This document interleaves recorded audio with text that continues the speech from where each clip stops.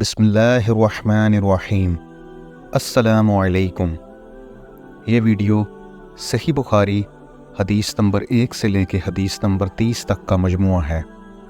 جیسے آپ کسی پوڈ کاسٹ کو سنتے ہیں، اس ویڈیو کو آپ اس طرح سے سن سکتے ہیں اور اپنے روزمرہ کے کام کرتے ہوئے حضور پاک صلی اللہ علیہ وسلم کی تعلیمات خود، اپنے گھر والوں اور اپنے گھر کے بچوں تک پہنچا سکتے ہیں۔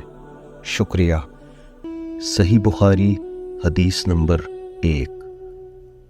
آپ صلی اللہ علیہ وسلم فرما رہے تھے کہ تمام اعمال کا دار و مدار نیت پر ہے، اور ہر عمل کا نتیجہ ہر انسان کو اس کی نیت کے مطابق ہی ملے گا۔ پس جس کی ہجرت ترک وطن دولت دنیا حاصل کرنے کے لیے ہو یا کسی عورت سے شادی کی غرض سے ہو، پس اس کی ہجرت انہی چیزوں کے لیے ہوگی جن کے حاصل کرنے کی نیت سے اس نے ہجرت کی ہے۔ صحیح بخاری حدیث نمبر 2۔ ایک شخص حارث بن حشام نامی نے حضرت صلی اللہ علیہ وسلم سے سوال کیا تھا کہ حضور، آپ پر وحی کیسے نازل ہوتی ہے؟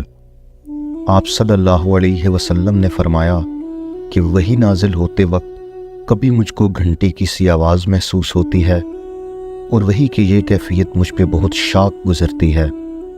جب یہ کیفیت ختم ہوتی ہے تو میرے دل و دماغ پر اس فرشتے کے ذریعے نازل شدہ وحی محفوظ ہو جاتی ہے، اور کسی وقت ایسا ہوتا ہے کہ فرشتہ بشکل انسان میرے پاس آتا ہے اور مجھ سے کلام کرتا ہے، بس میں اس کا کہا ہوا یاد رکھ لیتا ہوں۔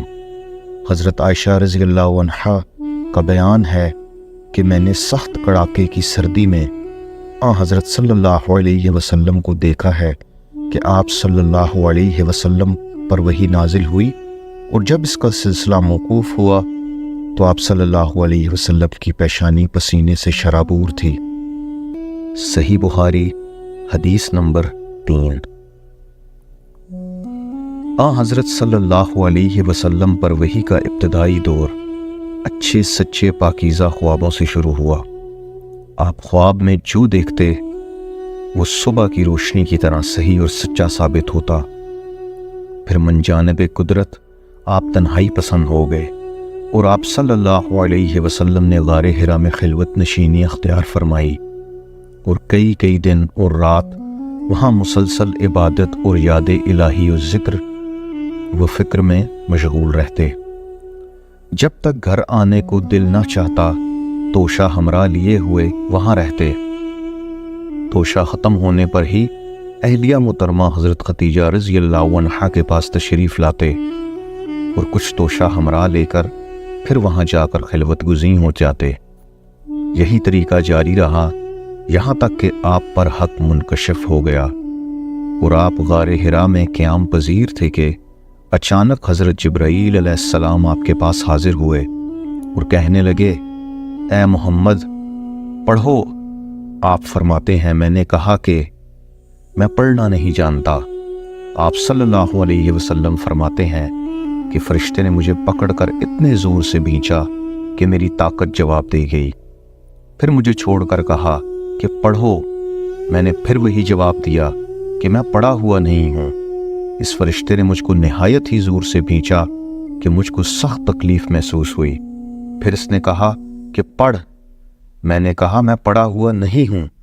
فرشتے نے تیسری بار مجھ کو پکڑا اور تیسری مرتبہ پھر مجھ کو بھینچا، پھر مجھے چھوڑ دیا اور کہنے لگا کہ پڑھو اپنے رب کے نام کی مدد سے، جس نے پیدا کیا اور انسان کو خون کی پھٹکی سے بنایا۔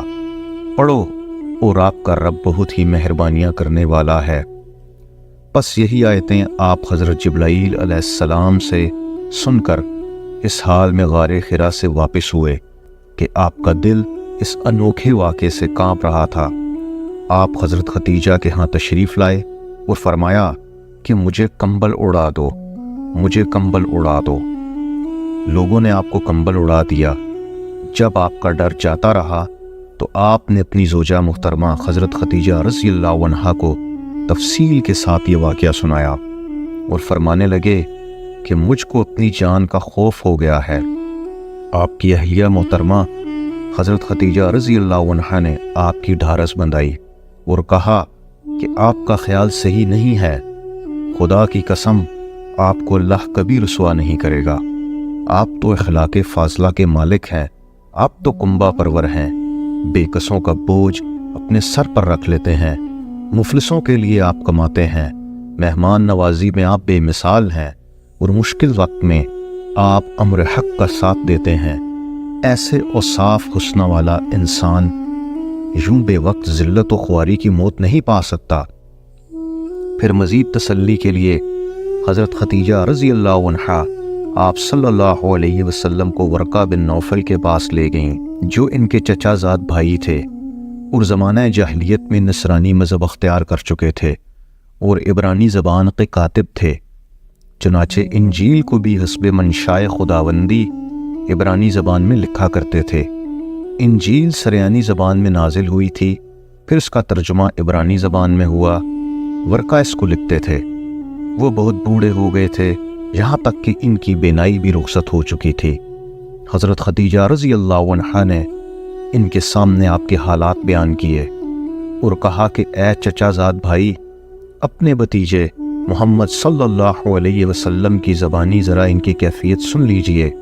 وہ بولے کہ بھتیجے، آپ نے جو کچھ دیکھا ہے اس کو تفصیل سے سناؤ۔ چنانچہ آپ صلی اللہ علیہ وسلم نے از اول تا آخر پورا واقعہ سنایا، جسے سن کر ورقہ بے اختیار ہو کر بول اٹھے کہ یہ تو وہی ناموس معزز رازدان فرشتہ ہے جسے اللہ نے حضرت موسیٰ علیہ السلام پر وحی دے کر بھیجا تھا۔ کاش میں آپ کے اس عہد نبوت کے شروع ہونے پر جوان عمر ہوتا، کاش میں اس وقت تک زندہ رہتا جبکہ آپ کی قوم آپ کو اس شہر سے نکال دے گی۔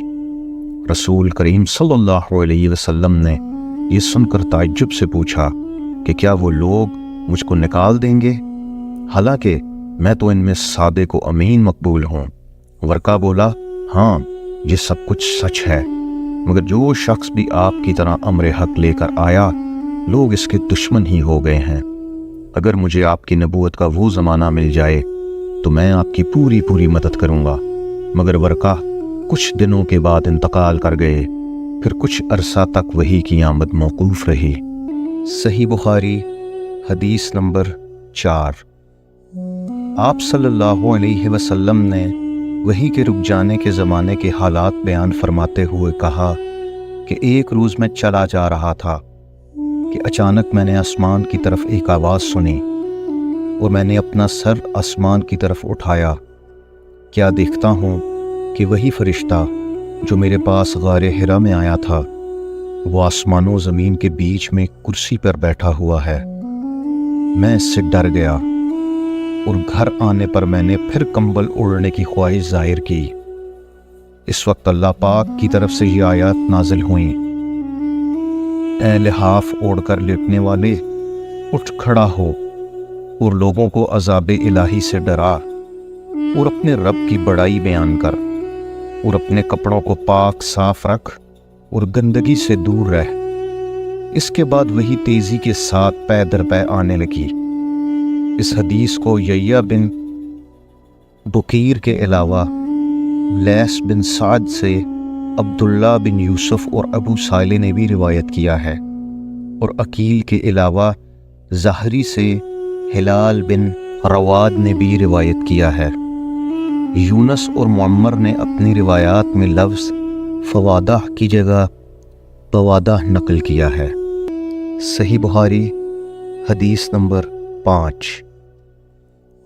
انہوں نے ابن عباس رضی اللہ عنہ سے کلام الہی لا تحرک الہ کی تفسیر کے سلسلہ میں سنا کہ رسول اللہ صلی اللہ علیہ وسلم نزول قرآن کے وقت بہت سختی محسوس فرمایا کرتے تھے، اور اس کی علامتوں میں سے ایک یہ تھی کہ یاد کرنے کے لیے آپ اپنے ہونٹوں کو ہلاتے تھے۔ ابن عباس رضی اللہ عنہما نے کہا، میں اپنے ہونٹ ہلاتا ہوں جس طرح آپ ہلاتے تھے۔ سعید کہتے ہیں، میں بھی اپنے ہونٹ ہلاتا ہوں جس طرح ابن عباس رضی اللہ عنہما کو میں نے ہلاتے دیکھا۔ پھر انہوں نے اپنے ہونٹ ہلائے۔ ابن عباس رضی اللہ عنہما نے کہا، پھر یہ آیت اتری کہ اے محمد، قرآن کو جلد جلد یاد کرنے کے لیے اپنی زبان نہ ہلاؤ، اس کا جمع کر دینا اور پڑھا دینا ہمارا ذمہ ہے۔ حضرت عباس رضی اللہ عنہما کہتے ہیں، یعنی قرآن پاک آپ صلی اللہ علیہ وسلم کے دل میں جما دینا اور پڑھا دینا ہمارے ذمہ ہے۔ پھر جب ہم پڑھ چکیں تو اس پڑھے ہوئے کی اتباع کرو۔ ابن عباس رضی اللہ عنہما فرماتے ہیں، اس کا مطلب یہ ہے کہ آپ اس کو خاموشی کے ساتھ سنتے رہو، اس کے بعد مطلب سمجھا دینا ہمارا ذمہ ہے، پھر یقیناً یہ ہماری ذمہ داری ہے کہ آپ اس کو پڑھو، یعنی اس کو محفوظ کر سکو۔ چنانچہ اس کے بعد جب آپ کے پاس حضرت جبرائیل علیہ السلام وحی لے کر آتے تو آپ توجہ سے سنتے، جب وہ چلے جاتے تو رسول اللہ صلی اللہ علیہ وسلم اس وحی کو اسی طرح پڑھتے جس طرح حضرت جبرائیل علیہ السلام نے اسے پڑھا تھا۔ صحیح بخاری حدیث نمبر 6۔ رسول اللہ صلی اللہ علیہ وسلم سب لوگوں سے زیادہ جواد، سخی تھے، اور رمضان میں دوسرے اوقات کے مقابلے میں جب جبریل آپ صلی اللہ علیہ وسلم سے ملتے بہت ہی زیادہ جود و کرم فرماتے۔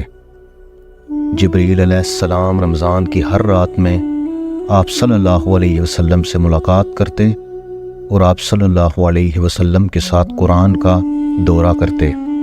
غرض حضرت صلی اللہ علیہ وسلم لوگوں کو بھلائی پہنچانے میں بارش لانے والی ہوا سے بھی زیادہ جود و کرم فرمایا کرتے تھے۔ صحیح بخاری حدیث نمبر 7۔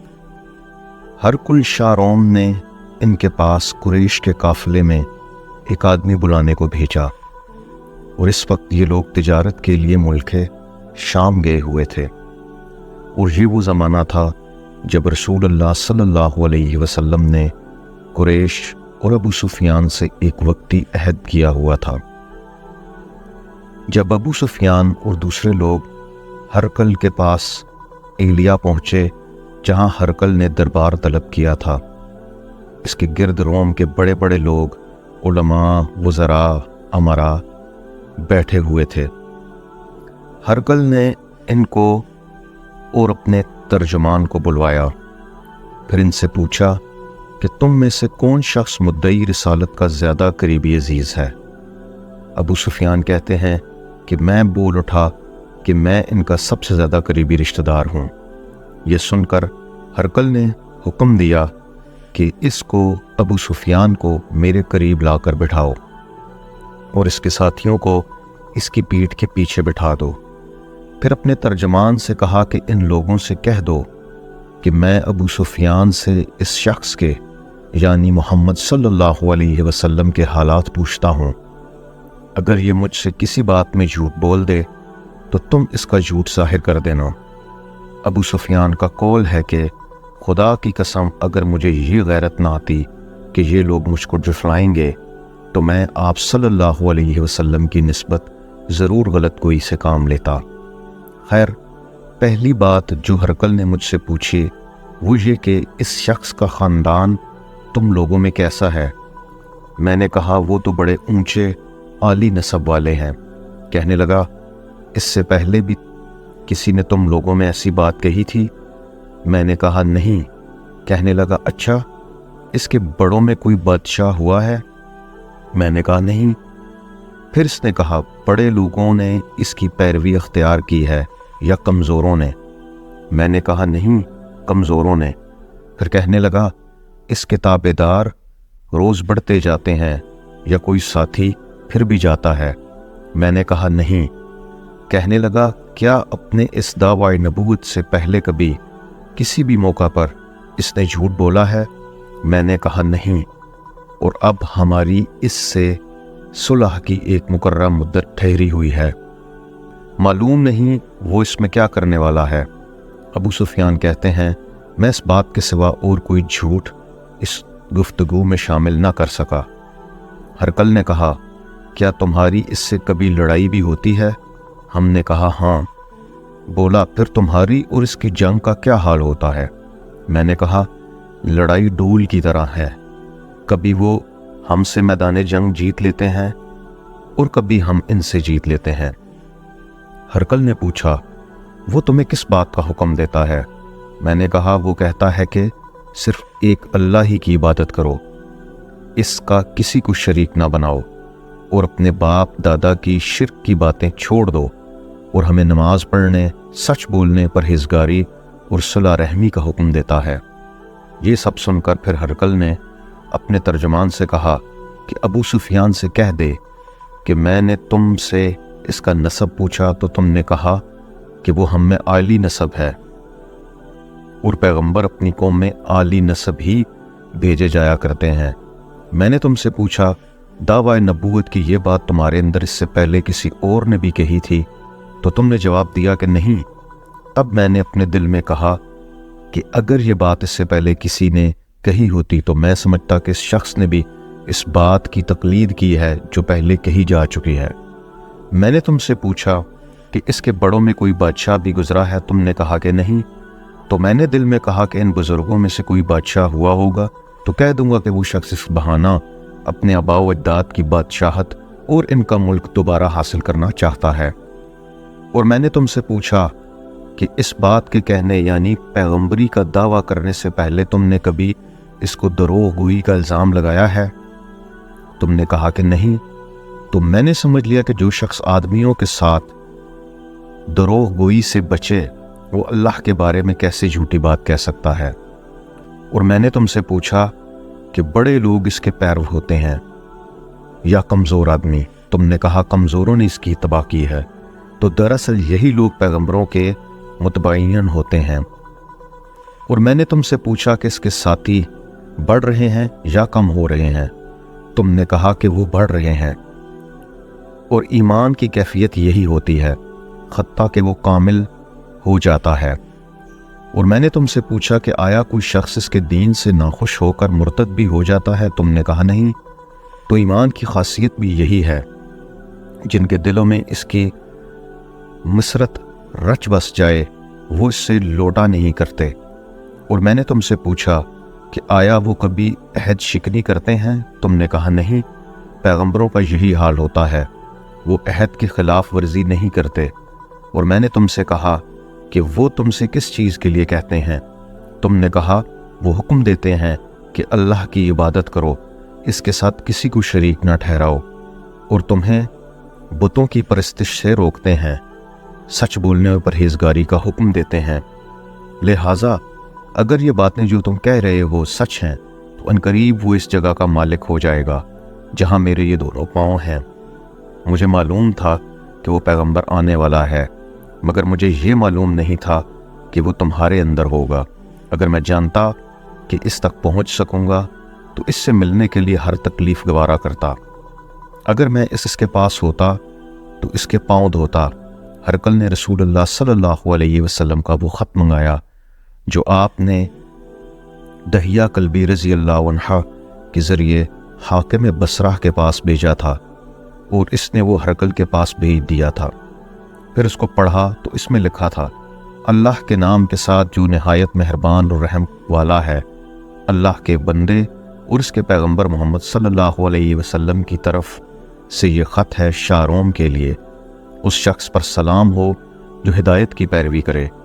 اس کے بعد میں آپ کے سامنے دعوت اسلام پیش کرتا ہوں، اگر آپ اسلام لے آئیں گے تو دین و دنیا سلامتی نصیب ہوگی، اللہ آپ کو دوہرا ثواب دے گا، اور اگر آپ میری دعوت سے روگردانی کریں گے تو آپ کی رعایا کا گناہ بھی آپ پر ہی ہوگا۔ اور اے اہل کتاب، ایک ایسی بات پر آ جاؤ جو ہمارے اور تمہارے درمیان یکساں ہے، وہ یہ کہ ہم اللہ کے سوا کسی کی عبادت نہ کریں اور کسی کو اس کا شریک نہ ٹھہرائیں، اور نہ ہم میں سے کوئی کسی کو خدا کے سوا اپنا رب بنائے۔ پھر اگر وہ اہل کتاب اس بات سے منہ پھیر لیں تو مسلمانوں تم ان سے کہہ دو کہ تم مانو یا نہ مانو، ہم تو ایک خدا کے اطاعت گزار ہیں۔ ابو سفیان کہتے ہیں، جب ہرقل نے جو کچھ کہنا تھا کہہ دیا اور خط پڑھ کر فارغ ہوا تو اس کے ارد گرد بہت شور و غوغا ہوا، بہت سی آوازیں اٹھیں اور ہمیں باہر نکال دیا گیا۔ تب میں نے اپنے ساتھیوں سے کہا کہ ابو کبشاہ کے بیٹے حضرت صلی اللہ علیہ وسلم کا معاملہ تو بہت بڑھ گیا، دیکھو تو اس سے بنی اسفر روم کا بادشاہ بھی ڈرتا ہے۔ مجھے اس وقت سے اس بات کا یقین ہو گیا کہ حضور صلی اللہ علیہ وسلم عنقریب غالب ہو کر رہیں گے، حتیٰ کہ اللہ نے مجھے مسلمان کر دیا۔ راوی کا بیان ہے کہ ابن ناطور ایلیا کا حاکم ہرقل کا مصائب اور شام کے نصاری کا لاٹ پادری بیان کرتا تھا کہ ہرقل جب ایلیا آیا ایک دن صبح کو پریشان اٹھا تو اس کے درباریوں نے دریافت کیا کہ آج ہم آپ کی حالت بدلی ہوئی پاتے ہیں، کیا وجہ ہے؟ ابن ناطور کا بیان ہے کہ ہرقل نجومی تھا، علم نجوم میں وہ پوری مہارت رکھتا تھا۔ اس نے اپنے ہم نشینوں کو بتایا کہ میں نے آج رات ستاروں پر نظر ڈالی تو دیکھا کہ ختنہ کرنے والوں کا بادشاہ ہمارے ملک پر غالب آ گیا ہے، بھلا اس زمانے میں کون لوگ ختنہ کرتے ہیں؟ انہوں نے کہا کہ یہود کے سوا کوئی ختنہ نہیں کرتا، سو ان کی وجہ سے پریشان نہ ہو، سلطنت کے تمام شہروں میں یہ حکم لکھ بھیجیے کہ وہاں جتنے یہودی ہوں سب قتل کر دیے جائیں۔ وہ لوگ انہی باتوں میں مشغول تھے کہ ہرقل کے پاس ایک آدمی لایا گیا جسے شاہ غسان نے بھیجا تھا۔ اس نے رسول اللہ صلی اللہ علیہ وسلم کے حالات بیان کیے۔ جب ہرقل نے سارے حالات سن لیے تو کہا کہ جا کر دیکھو وہ ختنہ کیے ہوئے ہے یا نہیں۔ انہوں نے اسے دیکھا تو بتلایا کہ وہ ختنہ کیا ہوا ہے۔ ہرقل نے جب اس شخص سے عرب کے بارے میں پوچھا تو اس نے بتلایا کہ وہ ختنہ کرتے ہیں۔ تب ہرقل نے کہا کہ یہی محمد صلی اللہ علیہ وسلم اس امت کے بادشاہ ہیں جو پیدا ہو چکے ہیں۔ پھر اس نے اپنے ایک دوست کو رومیہ خط لکھا اور وہ بھی علم نجوم میں ہرقل کی طرح ماہر تھا۔ پھر وہاں سے ہرقل حمص چلا گیا۔ ابھی حمص سے نکلا نہیں تھا کہ اس کے دوست کا خط اس کے جواب میں آ گیا۔ اس کی رائے بھی حضور صلی اللہ علیہ وسلم کے ظہور کے بارے میں ہرقل کے موافق تھی کہ محمد صلی اللہ علیہ وسلم واقعی پیغمبر ہیں۔ اس کے بعد ہرقل نے روم کے بڑے آدمیوں کو اپنے حمص کے محل میں طلب کیا اور اس کے حکم سے محل کے دروازے بند کر لیے گئے۔ پھر وہ اپنے خاص محل سے باہر آیا اور کہا، اے روم والو، کیا ہدایت اور کامیابی میں کچھ حصہ تمہارے لیے بھی ہے؟ اگر تم اپنی سلطنت کی بقا چاہتے ہو تو پھر اس نبی صلی اللہ علیہ وسلم کی بیعت کر لو اور مسلمان ہو جاؤ۔ یہ سننا تھا کہ پھر وہ لوگ وحشی گدھوں کی طرح دروازوں کی طرف دوڑے مگر انہیں بند پایا۔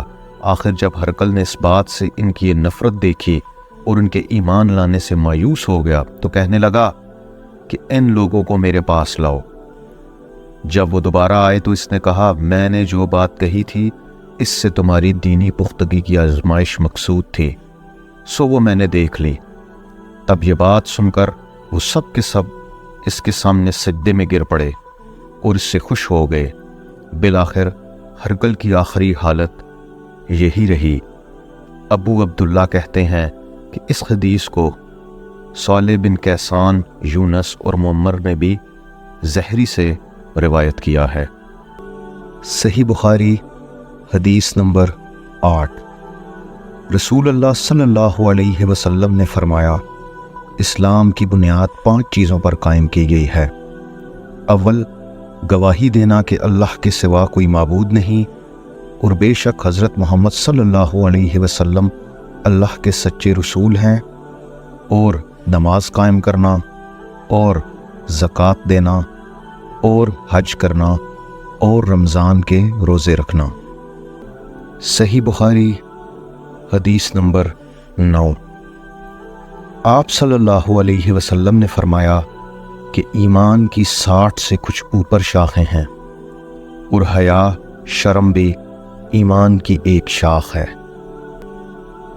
صحیح بخاری حدیث نمبر 10۔ آپ صلی اللہ علیہ وسلم نے فرمایا، مسلمان وہ ہے جس کی زبان اور ہاتھ سے مسلمان بچے رہیں، اور مہاجر وہ ہے جو ان کاموں کو چھوڑ دے جن سے اللہ نے منع فرمایا۔ ابو عبداللہ امام بخاری نے فرمایا اور ابو معاویہ نے کہ ہم کو حدیث بیان کی۔ داؤد بن ابی ہند نے انہوں نے روایت کی عامر شعبی سے، انہوں نے کہا کہ میں نے سنا عبداللہ بن عمر بن आस से वो हदीस बयान करते हैं जनाब नबी करीम सल्लल्लाहु अलैहि वसल्लम से वही मज़कूरा हदीस, और कहा कि अब्दुल्ला आला ने रिवायत किया दाऊद से, उन्होंने आमिर से, उन्होंने अब्दुल्ला बिन उमरू बिन आस से, उन्होंने नबी करीम सल्लल्लाहु अलैहि वसल्लम से। सही बुखारी हदीस नंबर 11। लोगों ने पूछा, या रसूल अल्लाह, कौन सा इस्लाम अफजल है? तो नबी सल्लल्लाहु अलैहि वसल्लम ने फरमाया, वो जिसके मानने वाले मुसलमानों की ज़बान और हाथ से सारे मुसलमान सलामती में रहें। सही बुखारी हदीस नंबर 12।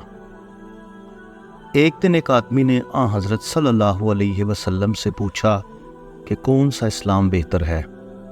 फरमाया, ये कि तुम खाना खिलाओ और जिसको पहचानो इसको भी, और जिसको ना पहचानो इसको भी, अलगर्ज सबको सलाम करो। सही बुखारी हदीस नंबर 13। हज़रत सल्लल्लाहु अलैहि वसल्लम ने फरमाया, तुम में से कोई शख्स ईमानदार ना होगा जब तक अपने भाई के लिए वो ना चाहे जो अपने नफ्स के लिए चाहता है। सही बुखारी हदीस नंबर 14। बेशक रसूल करीम सल्लल्लाहु अलैहि वसल्लम ने फरमाया, कसम है उस ज़ात की जिसके हाथ में मेरी जान है, तुम में से कोई भी ईमानदार ना होगा जब तक मैं उसके वालिद और औलाद से भी ज़्यादा इसको महबूब ना हो जाऊं। सही बुखारी हदीस नंबर 15। हज़रत सल्लल्लाहु अलैहि वसल्लम ने फरमाया, तुम में से कोई शख्स ईमानदार ना होगा जब तक इसके वालिद और इसकी औलाद और तमाम लोगों से ज़्यादा इसके दिल में मेरी मोहब्बत ना हो जाए। सही बुखारी हदीस नंबर 16। वो नबी करीम सल्लल्लाहु अलैहि वसल्लम से आपने फरमाया, 3 खसलतें ऐसी हैं कि जिसमें ये पैदा हो जाएं उसने ईमान की मिठास को पा लिया। अव्वल ये कि अल्लाह और इसका रसूल इसके नज़दीक सबसे ज़्यादा महबूब बन जाएं। दूसरे ये कि वो किसी इंसान से महज अल्लाह की रज़ा के लिए मोहब्बत रखे। तीसरे ये कि वो कुफ्र में वापस लौटने को ऐसा बुरा जाने जैसा कि आग में डाले जाने को बुरा जानता है। सही बुखारी हदीस नंबर 17। आपने फरमाया, अंसार से मोहब्बत रखना ईमान की निशानी है और अंसार से कीना रखना नफाक की निशानी है। सही बुखारी हदीस नंबर 18। इबादा बिन सामत रज़ी अल्लाह अन्हा जो बदर की लड़ाई में शरीक थे और लैलतुल उक़बा के 12 नकीबों में से थे, फरमाते हैं कि रसूल अल्लाह सल्लल्लाहु अलैहि वसल्लम ने इस वक्त जब आपके गिर्द सहाबा की एक जमात बैठी हुई थी, फरमाया कि मुझसे बैत करो इस बात पर कि अल्लाह के साथ किसी को शरीक ना करोगे, चोरी ना करोगे, ज़िना ना करोगे, अपनी औलाद को कत्ल ना करोगे और ना उम्दन किसी पर कोई ना हक बहतान बांधोगे और किसी भी अच्छी बात में खुदा की नाफरमानी ना करोगे। जो कोई तुम में इस अहद को पूरा करेगा तो इसका सवाब अल्लाह के ज़िम्मे है, और जो कोई इन बुरी बातों में से किसी का इर्तिकाब करेगा और इसे दुनिया में इस्लामी कानून के तहत सज़ा दे दी गई तो ये सज़ा उसके गुनाहों के लिए बदला हो जाएगी। और जो कोई इनमें से किसी बात में मुब्तला हो गया और अल्लाह ने इसके गुनाह को छुपा लिया तो फिर इसका मामला अल्लाह के हवाले है, अगर चाहे माफ़ करे और अगर चाहे सज़ा दे दे। इबादा कहते हैं कि फिर हम सब ने इन सब बातों पर आप सल्लल्लाहु अलैहि वसल्लम से बैत कर ली। सही बुखारी हदीस नंबर 19। रसूल अल्लाह सल्लल्लाहु अलैहि वसल्लम ने फरमाया, वो वक्त करीब है जब मुसलमान का सबसे उम्दा माल इसकी बकरियां होंगी جن کے پیچھے وہ پہاڑوں کی چوٹیوں اور برساتی وادیوں میں اپنے دین کو بچانے کے لیے بھاگ جائے گا۔ صحیح بخاری حدیث نمبر 20۔ رسول اللہ صلی اللہ علیہ وسلم لوگوں کو کسی کام کا حکم دیتے تو وہ ایسا ہی کام ہوتا جس کے کرنے کی لوگوں میں طاقت ہوتی۔ اس پر صحابہ رضی اللہ عنہم نے عرض کیا کہ یا رسول اللہ، ہم لوگ تو آپ جیسے نہیں ہیں، آپ تو معصوم ہیں، اور آپ کی اللہ پاک نے اگلی پچھلی سب لغزشیں معاف فرما دی ہیں، اس لیے ہمیں اپنے سے کچھ زیادہ عبادت کرنے کا حکم فرمائیے۔ یہ سن کر آپ ناراض ہوئے، حتیٰ کہ خفگی آپ کے چہرہ مبارک سے ظاہر ہونے لگی۔ پھر فرمایا، بے شک میں تم سب سے زیادہ اللہ سے ڈرتا ہوں اور تم سب سے زیادہ اسے جانتا ہوں، پس تم مجھ سے بڑھ کر عبادت نہیں کر سکتے۔ صحیح بخاری حدیث نمبر 21۔ آپ صلی اللہ علیہ وسلم نے فرمایا، جس شخص میں یہ 3 باتیں ہوں گی وہ ایمان کا مزہ پا لے گا۔ ایک یہ کہ وہ شخص جسے اللہ اور اس کا رسول ان کے ماں سوا سے زیادہ عزیز ہوں، اور دوسرے یہ کہ جو کسی بندے سے محض اللہ ہی کے لیے محبت کرے، اور تیسری بات یہ کہ جسے اللہ نے کفر سے نجات دی ہو پھر دوبارہ کفر اختیار کرنے کا وہ ایسا برا سمجھے جیسا آگ میں گر جانے کو برا جانتا ہے۔ صحیح بخاری حدیث نمبر 22۔ آپ نے فرمایا، جب جنتی جنت میں اور دوزخی دوزخ میں داخل ہو جائیں گے، اللہ پاک فرمائے گا، جس کے دل میں رائی کے دانے کے برابر بھی ایمان ہو اس کو بھی دوزخ سے نکال لو۔ تب ایسے لوگ دوزخ سے نکال لیے جائیں گے اور وہ جل کر کوئلے کی طرح سیاہ ہو چکے ہوں گے، پھر زندگی کی نہر میں یا بارش کے پانی میں ڈالے جائیں گے۔ یہاں راوی کو شک ہو گیا ہے کہ اوپر کے راوی نے کون سا لفظ استعمال کیا۔ اس وقت وہ دانے کی طرح اگائیں گے جس طرح ندی کے کنارے دانے اگاتے ہیں۔ کیا تم نے نہیں دیکھا کہ دانہ زردی مائل پیچ در پیچ نکلتا ہے؟ وہیب نے کہا کہ ہم سے عمرو نے حیا کی بجائے حیات اور خردل من ایمان کی بجائے خردل من خیر کا لفظ بیان کیا۔ صحیح بخاری حدیث نمبر 23۔ رسول اللہ صلی اللہ علیہ وسلم نے فرمایا کہ میں ایک وقت سو رہا تھا، میں نے خواب میں دیکھا کہ لوگ میرے سامنے پیش کیے جا رہے ہیں اور وہ کرتے پہنے ہوئے ہیں، کسی کا کرتا سینے تک ہے، کسی کا اس سے نیچے ہے۔ پھر میرے سامنے عمر بن الخطاب لائے گئے، ان کے بدن پر جو کرتا تھا اسے وہ گھسیٹ رہے تھے، یعنی ان کا کرتا زمین تک نیچا تھا۔ صحابی رضی اللہ عنہ نے پوچھا کہ رسول اللہ، اس کی کیا تعبیر ہے؟ آپ نے فرمایا کہ اس سے دین مراد ہے۔ صحیح بخاری حدیث نمبر 24۔ ایک دفعہ رسول کریم صلی اللہ علیہ وسلم ایک انصاری شخص کے پاس سے گزرے، اس حال میں کہ وہ اپنے ایک بھائی سے کہہ رہے تھے کہ تم اتنی شرم کیوں کرتے ہو؟ آپ نے اس انصاری سے فرمایا کہ اس کو اس کے حال پر رہنے دو، کیونکہ حیا بھی ایمان ہی کا ایک حصہ ہے۔ صحیح بخاری حدیث نمبر 25۔ رسول اللہ صلی اللہ علیہ وسلم نے فرمایا، مجھے اللہ کی طرف سے حکم دیا گیا ہے کہ لوگوں سے جنگ کروں اس وقت تک کہ وہ اس بات کا اقرار کر لیں کہ اللہ کے سوا کوئی معبود نہیں ہے، اور یہ کہ محمد صلی اللہ علیہ وسلم اللہ کے سچے رسول ہیں، اور نماز ادا کرنے لگیں اور زکوٰۃ دیں۔ جس وقت وہ یہ کرنے لگیں تو مجھ سے اپنے جان و مال کو محفوظ کر لیں گے، سوائے اسلام کے حق کے۔ رہا ان کے دل کا حال تو ان کا حساب اللہ کے ذمہ ہے۔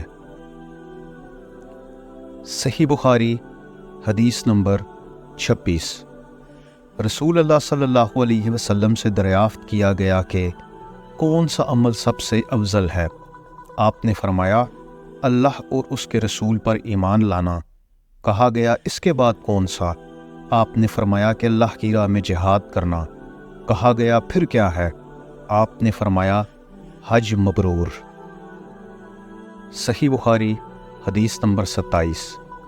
رسول اللہ صلی اللہ علیہ وسلم نے چند لوگوں کو کچھ عطیہ دیا اور ساتھ وہاں موجود تھے۔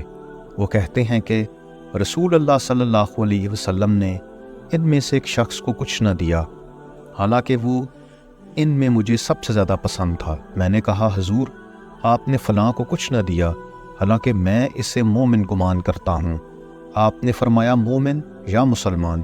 میں تھوڑی دیر چپ رہ کر پھر پہلی بات دہرانے لگا۔ حضور صلی اللہ علیہ وسلم نے بھی دوبارہ وہی جواب دیا۔ پھر آپ صلی اللہ علیہ وسلم نے فرمایا کہ اے سعد، باوجود یہ کہ ایک شخص مجھے زیادہ عزیز ہے، پھر بھی میں اسے نظر انداز کر کے کسی اور دوسرے کو اس خوف کی وجہ سے یہ مال دے دیتا ہوں کہ وہ اپنی کمزوری کی وجہ سے اسلام سے پھر جائے اور اللہ اسے آگ میں اوندا ڈال دے۔ اس حدیث کو یونس، صالح، معمر اور زہری کے بھتیجے عبداللہ نے زہری سے روایت کیا۔ صحیح بخاری حدیث نمبر 28۔ ایک آدمی نے رسول اللہ صلی اللہ علیہ وسلم سے پوچھا کون سا اسلام بہتر ہے؟ آپ صلی اللہ علیہ وسلم نے فرمایا کہ تو کھانا کھلائے اور ہر شخص کو سلام کرے، خواہ اس کو تو جانتا ہو یا نہ جانتا ہو۔ صحیح بخاری حدیث نمبر 29۔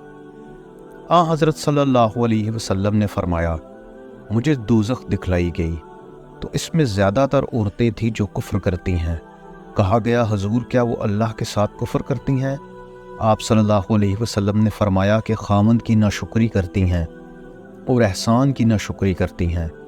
اگر تم عمر بھر ان میں سے کسی کے ساتھ احسان کرتے رہو، پھر تمہاری طرف سے کبھی کوئی ان کے خیال میں ناگواری کی بات ہو جائے تو فوراً کہہ اٹھے گی کہ میں نے کبھی بھی تجھ سے کوئی بھلائی نہیں دیکھی۔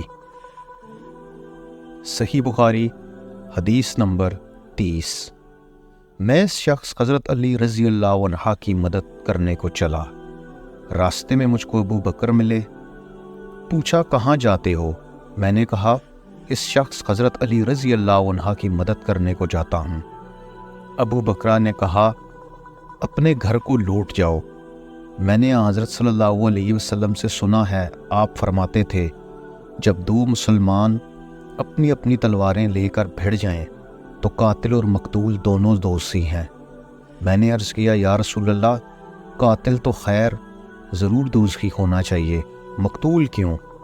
فرمایا وہ بھی اپنے ساتھی کو مار ڈالنے کی ہرس رکھتا تھا، موقع پاتا تو اسے ضرور قتل کر دیتا، دل کے عزم سمیم پر وہ دوزخی ہوا۔ صدق اللہ العظیم۔ نیسٹ اسلام کو سبسکرائب کریں تاکہ ہماری یہ ویڈیوز زیادہ سے زیادہ مسلمانوں تک پہنچ سکیں۔ اللہ حافظ۔